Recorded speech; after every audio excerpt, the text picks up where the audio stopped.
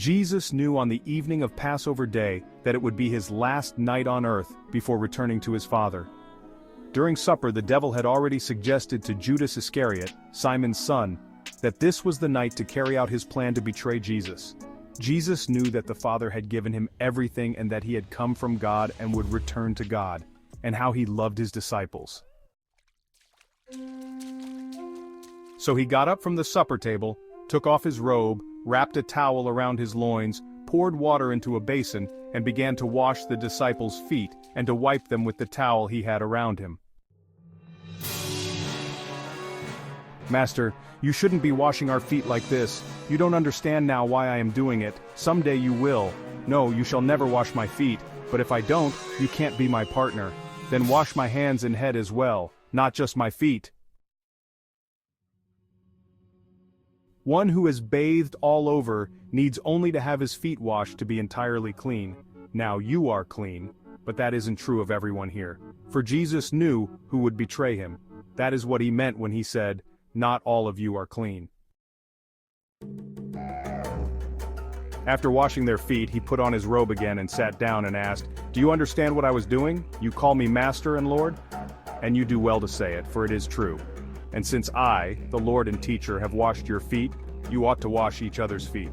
I have given you an example to follow. Do as I have done to you. How true it is that a servant is not greater than his master, nor is the messenger more important than the one who sends him. You know these things, now do them. That is the path of blessing. I'm not saying these things to all of you. I know so well each one of you I chose. The scripture declares, 'One who eats supper with me will betray me,' and this will soon come true. I tell you this now so that when it happens, you will believe on me. Truly, anyone welcoming my messenger is welcoming me, and to welcome me is to welcome the Father who sent me." Now Jesus was in great anguish of spirit and exclaimed, "Yes, it is true, one of you will betray me." The disciples looked at each other, wondering whom he could mean.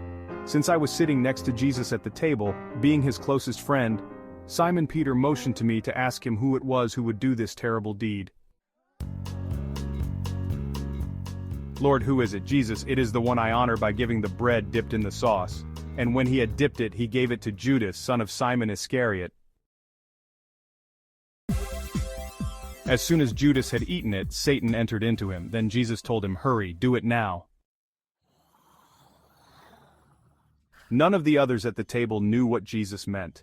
Some thought that since Judas was their treasurer, Jesus was telling him to go and pay for the food or to give some money to the poor. Judas left at once, going out into the night. As soon as Judas left the room, Jesus said, "My time has come. The glory of God will soon surround me, and God shall receive great praise because of all that happens to me, and God shall give me his own glory, and this so very soon." Dear, dear children, how brief are these moments before I must go away and leave you. Then, though you search for me, you cannot come to me, just as I told the Jewish leaders. And so I am giving a new commandment to you now. Love each other just as much as I love you. Your strong love for each other will prove to the world that you are my disciples. "Master, where are you going? You can't go with me now, but you will follow me later." "But why can't I come now? For I am ready to die for you." "Die for me? No. 3 times before the cock crows tomorrow morning, you will deny that you even know me."